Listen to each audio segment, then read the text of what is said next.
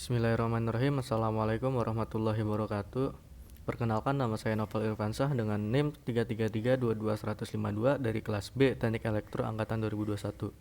Di sini saya akan mempresentasikan tentang reaksi redox untuk poin 1 sampai dengan 5. Untuk hal yang akan dibahas dengan saya di sini adalah subbab yang akan dibahas. Pertama adalah bilangan oksidasi, yang kedua adalah aturan-aturan bilangan oksidasi, yang ketiga adalah reaksi redoks, yang keempat adalah penggolongan reaksi, yang kelima adalah reaksi oksidator.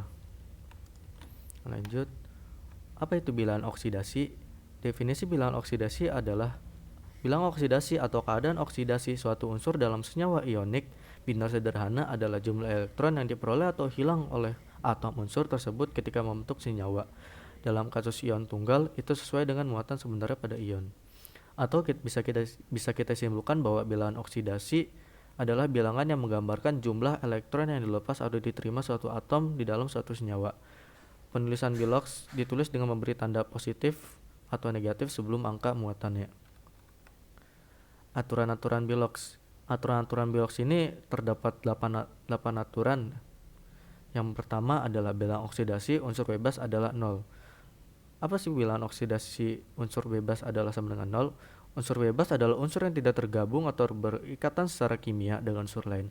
Unsur bebas terbagi menjadi dua, yaitu unsur bebas yang berbentuk atom seperti karbon, kalsium, natrium, besi, aluminium, neon. Dan unsur bebas yang berbentuk molekul seperti hidrogen, oksigen, klorin, fosfor, dan belerang. Kesemua unsur-unsur tersebut akan memiliki bilangan oksidasi sama dengan 0. Bilangan yang kedua adalah bilangan oksidasi ion monoatom, satu atom, dan poliatom lebih dari satu atom sesuai dengan jenis muatan ionnya. Bilangan oksidasi ion monoatom itu Na+, Mg2+, dan aluminium 3+ berturut-turut adalah +1, +2, dan +3. Di sini kita bisa lihat bahwa bilangan oksidasi ion monoatom itu aturannya itu sesuai dengan yang ada di sesuai dengan jenis muatan ionnya. Di sini ada +1, di sini ada 2+, ini ada 13, berarti bilangan oksidasi ion monoatom berturut-turutnya adalah +1, +2, dan +3. Sama halnya juga dengan poliatom. Di sini tertulis ada plus, ada -2 dan 3 min berturut-turut adalah +1, -2, dan -3. Kita lanjut. Yang ketiga, aturan-aturan bilox itu adalah bilangan oksidasi unsur pada golongan logam 1A, 2A, dan 3A sesuai dengan golongannya. Bilangan oksidasi 1A itu terdiri dari hidrogen, litium, natrium, kalium, rubidium, cesium, fransisium itu digambarkan dengan +1. Contoh bilangan oksidasi natrium dalam senyawa natrium klorida adalah +1. Dalam golongan 2A itu terdapat berlium, magnesium, kalsium, strontium, barium, dan radium. Contohnya adalah bilangan oksidasi magnesium dengan senyawa magnesium adalah +2. Yang ketiga, di dalam golongan ketiga A itu terdapat boron, aluminium, gallium, indium, thallium. Itu digambarkan dengan bilangan oksidasi +3. Contoh bilangan oksidasi alium dalam senyawa alium oksida itu adalah +3. Yang keempat dalam aturan bilox itu adalah bilangan oksidasi unsur golongan transisi golongan B lebih dari 1. Contohnya itu adalah bilangan oksidasi Cu +1 dan +2. Terus ada bilangan oksidasi Au +1 dan +3 itu dan bilangan oksidasi Sn itu timah +3 dan +4. Cu itu tembaga dan Au itu emas. Yang kelima, dalam aturan bilox itu jumlah bilangan oksidasi unsur-unsur yang membentuk ion sama dengan jumlah muatannya. Contoh yang bisa kita ambil di sini adalah NH4+ sama dengan +1. Bilox H itu kan sama dengan +1. Atom H memiliki indeks 4. Bisa kita lihat di sini indeksnya adalah 4. Maka bilox H dikalikan dengan indeks H sama dengan +1 dikalikan dengan 4 maka akan menjadi +4.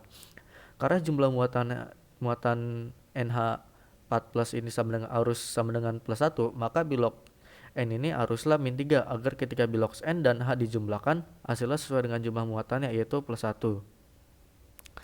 Yang keenam, jumlah bilangan oksidasi unsur-unsur yang membentuk senyawa sama dengan 0.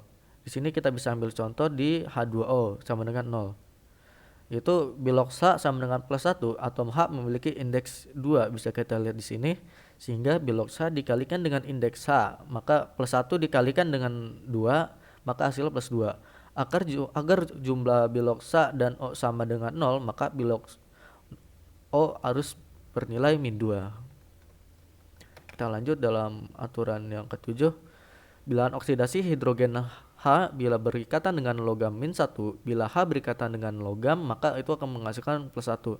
Contohnya adalah bilang bilox H dalam AlH3 sama dengan min 1. Di sini kita bisa buktikan dengan atom atom aluminium ini kan merupakan unsur golongan 3A. Seperti yang di sini kita sebutkan kalau 3A itu maka plus 3.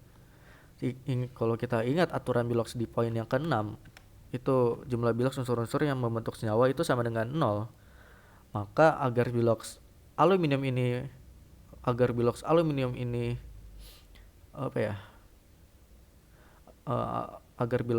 ditambah bilox H ini sama dengan 0, maka bilox H haruslah min 3 karena atom H memiliki indeks 3 di sini. Maka bilox H dibagi dengan indeks H sama dengan min 3 dibagi 3 sama dengan min 1. Maka terbukti bahwa jika bilox H itu dalam aluminium H3 adalah min 1. Dalam aturan ke-8, bilangan oksidasi oksigen O dalam senyawa peroksida itu sama dengan min 1. Bilangan oksidasi O dalam senyawa non peroksida itu sama dengan min 2. Ini bisa kita buktikan di dalam contoh O dalam BaO2 sama dengan min 1. Dalam atom barium ini merupakan unsur logam golongan 2A. Sehingga bilox barium itu sama dengan plus 2 sesuai dengan aturan yang ke-3 di sini. Lalu jumlah bilox barium dan bilox oksigen harus sama dengan 0.